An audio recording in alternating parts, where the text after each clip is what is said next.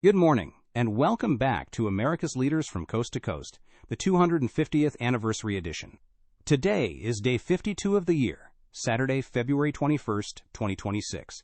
I'm Stephen.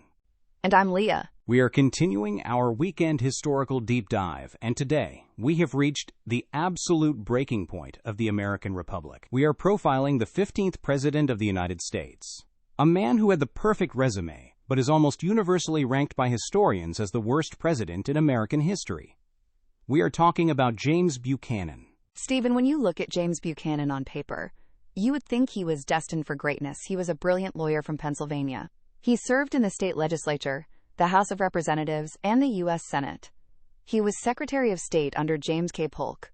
He was the minister to Russia and the minister to Great Britain. He had decades of high-level diplomatic and legislative experience. He was elected in 1856 because people thought he was the adult in the room who could finally calm the country down. Oh, and fun fact, he is the only president in history to remain a lifelong bachelor. That's right. His niece, Harriet Lane, actually served as the First Lady and hosted all the White House events. But the adult-in-the-room narrative fell apart before he was even officially sworn in. And it involves one of the most shameful scandals in the history of the United States Supreme Court. The court was about to rule on the Dred Scott case. Dred Scott was an enslaved man who sued for his freedom because his enslaver had taken him into free territory. Buchanan wanted this issue gone. He wanted the Supreme Court to just issue a massive, sweeping ruling so politicians wouldn't have to argue about slavery anymore. And he didn't just hope for it, he actively interfered, which is a massive violation of the separation of powers. As the president-elect, Buchanan secretly wrote letters to a Northern justice on the Supreme Court, Robert Grier, who was also from Pennsylvania. He pressured Grier to join the Southern pro-slavery justices to make the ruling look less partisan. He basically bullied the court into issuing the worst decision in its history. 2 days after Buchanan's inauguration, Chief Justice Roger Taney ruled that African Americans could never be citizens, and that the federal government had no power to ban slavery in the territories. Buchanan was so arrogant that he actually thought the North would just accept the ruling and move on. In his inaugural address, he literally said the issue of slavery in the territories was, happily, a matter of but little practical importance, because the Supreme Court was about to settle it. Instead, the North absolutely exploded in anger. The ruling proved to the abolitionists that the entire federal government was rigged in favor of the South. Buchanan's secret meddling completely destroyed the legitimacy of the Supreme Court for a generation. And he just kept making things worse. Let's look at Bleeding Kansas, which we talked about in our Franklin Pierce episode.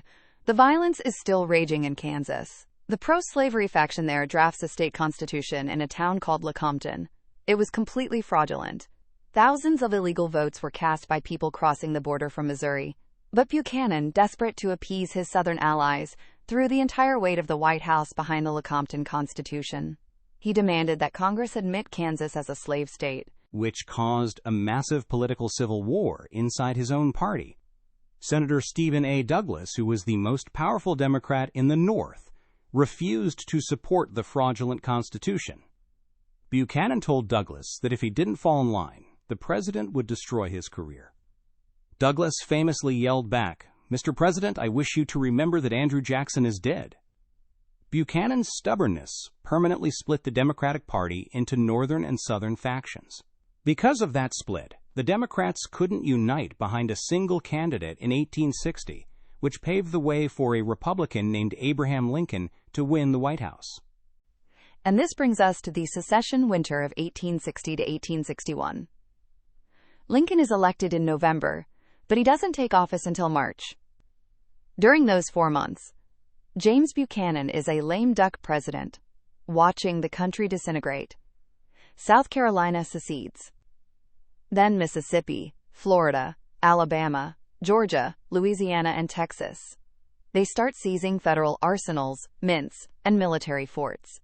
And what does the President of the United States do?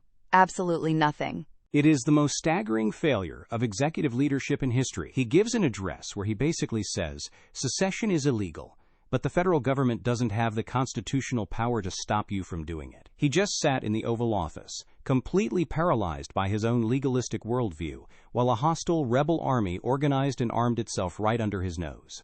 By the time he left office, his cabinet had completely fallen apart, half the country was gone, and the Civil War was inevitable. He went back to his estate in Pennsylvania, and he actually spent the rest of his life writing a book trying to defend himself. He honestly believed that history would vindicate him. He died in 1868, completely convinced that the Civil War was everyone else's fault but his own. The diplomat who couldn't negotiate peace in his own country.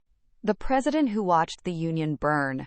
That is James Buchanan. That is our profile for the 15th president. Next time, we enter the Civil War with Abraham Lincoln. Please note, AI assists in the creation of this podcast from pointedwords.com, and remember, better pointed words than pointed swords.